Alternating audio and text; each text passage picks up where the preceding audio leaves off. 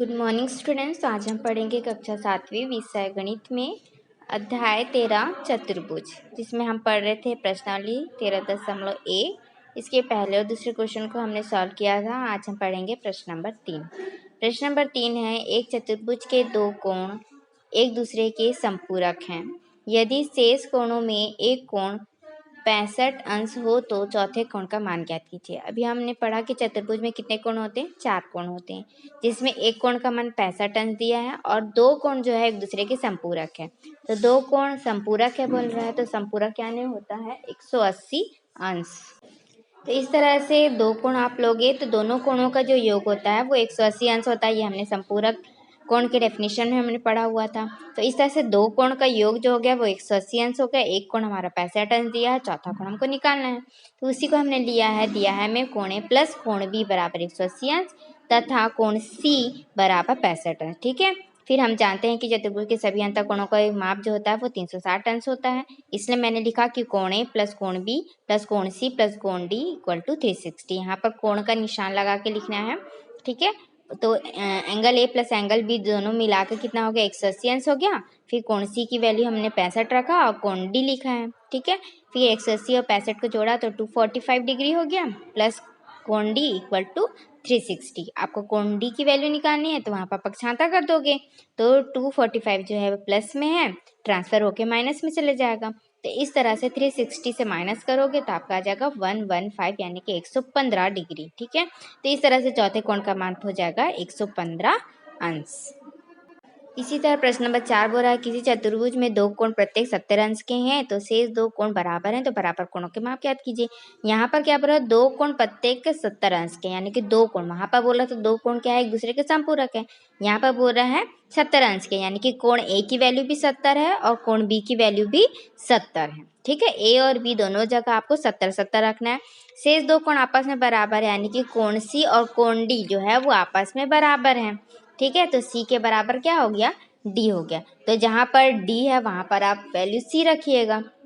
ठीक है, तो इस तरह से 70 अंश दो बार जोड़ोगे तो 140 अंश आ जाएगा और प्लस और कौन सी है। ठीक है, तो दो बार कौन सी है, ठीक, बराबर 360 अंश हो गया।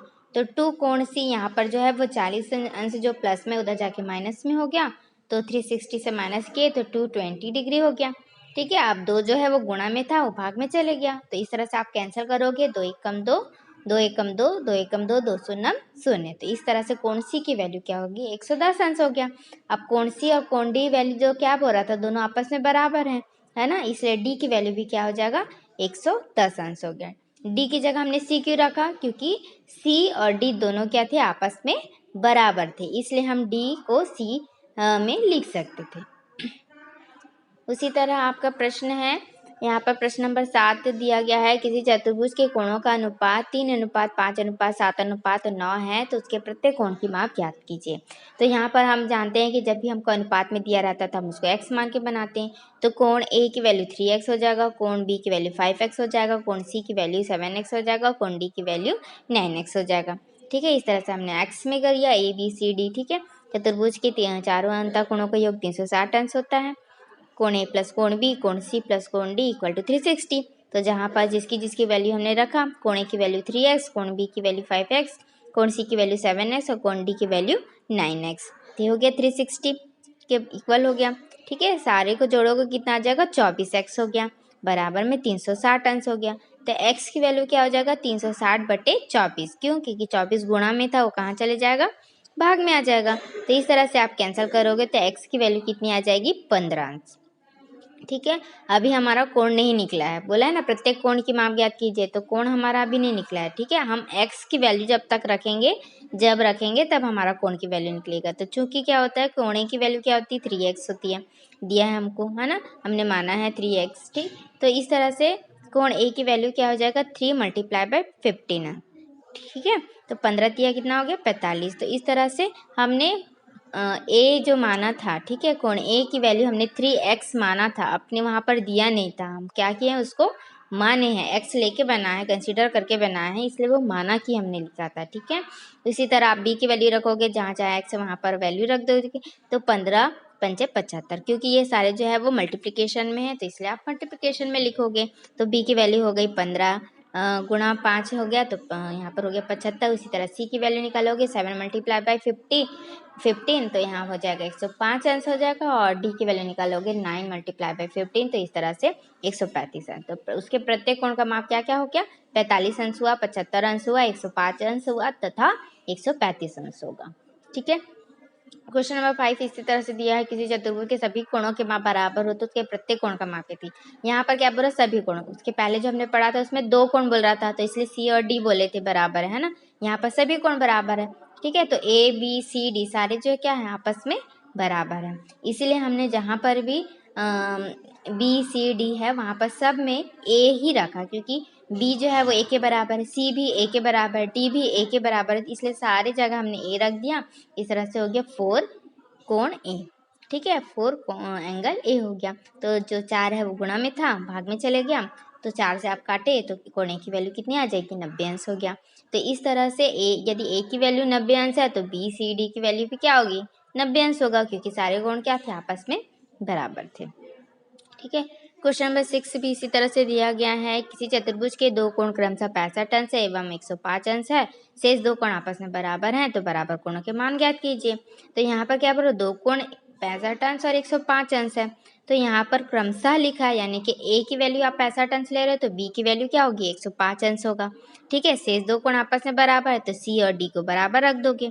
तो जैसे हमने पहले पढ़ा था ना 70-70 अंश वाला, वहाँ पर ए और बी दोनों जगह 70 रखना था, यहाँ पर अलग अलग वैल्यू रखना है। तो इस तरह से 65 और 105 हमने रखा, ए की वैल्यू 65 अंश और बी की वैल्यू 105 अंश। ठीक है, कोण सी प्लस कोण डी इक्वल टू 360 हो गया। ठीक, तो एक यहाँ पर दोनों को हमने जोड़ा तो 170 अंश हुआ, और प्लस सी जो है वो 2 बार था, इसलिए 2 कोण सी हो गया बराबर 360। तो इस तरह से आपका जो 170 था वो प्लस में था, तो वहाँ माइनस में चले जाएगा ट्रांसफर होके, तो 2 कोण सी इक्वल टू क्या हो जाएगा, 360 माइनस 170, तो इस तरह से हो जाएगा 190 आ गया, यानी कि 190 अंश हो गया। ठीक है, सी जो है कोण आपको निकालना है, तो 2 जो है वो गुणा में था वो भाग में चले जाएगा, तो इस तरह से हमने काटा, 2 एकम 2, 2 नी 18, फिर 1 बचेगा, 2 पंचे 10, तो इस तरह से कोण सी की वैल्यू आ जाएगा 95 अंश, है ना। और सी और डी क्या थे, दोनों आपस में बराबर थे, इसीलिए यहाँ पर क्या हो जाएगा, डी की वैल्यू भी 90 अंश होगा। तो आपको पूछा था बराबर कोण के मान क्या होंगे, तो यहाँ पर हमारा बराबर कोण के मान क्या होंगे, 90 अंश होंगे, सॉरी 95 अंश होंगे। ठीक है, तो इस तरह से बराबर कोण का जो माप था, सी का मान 95 अंश था, तो डी का मान भी कितना हो गया, 95 अंश। इस तरह से आपको उत्तर में लिखना है कि बराबर कोण के माप 95 अंश होंगे। क्वेश्चन नंबर 9 हमारा है, एक चतुर्भुज के 3 कोण प्रत्येक 80 अंश के बराबर है, तो चौथा कोण ज्ञात कीजिए। तो यहाँ पर 3 कोण यानी कि ए बी सी है ना, 3 कोण जो है वो 80 के बराबर बोल रहा है, यानी कि ए का मान भी 80 है, बी का मान भी 80 है और सी का मान भी 80 है। डी का मान निकालना है, तो आप तीनों जगह 80-80 रखोगे तो 80 को आप जोड़ो कितना आ जाएगा, 240 अंश हो गया, प्लस कोण डी बराबर 360 अंश। ठीक है, तो इस तरह से हमारा क्या हो जाएगा, डी की वैल्यू आपको निकालना है, तो 240 जो है प्लस में इधर जाके माइनस हो जाएगा, तो आप 360 में से 240 को घटा दोगे, कितना आ जाएगा, 120 अंश। तो उत्तर में आप लिखोगे चौथे कोण का माप 120 अंश होगा। ठीक है, तो इस तरह से चतुर्भुज के जो सारे क्वेश्चन थे वो इजी है, आपको सिर्फ क्वेश्चन देखना है कि क्वेश्चन में क्या क्या वैल्यू दिया है। संपूरक है बोल रहा है, यानी कि 2 कोणों का योग 180 अंश लिखने हैं। ठीक है, यदि प्रत्येक 2 कोण आपस में बराबर है बोल रहा है, तो 2 कोण जो है आपको बराबर लेना है, सारे कोण आपस में बराबर बोल रहा है तो सारे कोणों को बराबर लेना है। ठीक है, 3 कोण 80 अंश के बोल रहे तो तीनों कोण का मान 80 अंश लेना है। तो इस तरह से आपका जो है पूरा कंप्लीट हो जाएगा।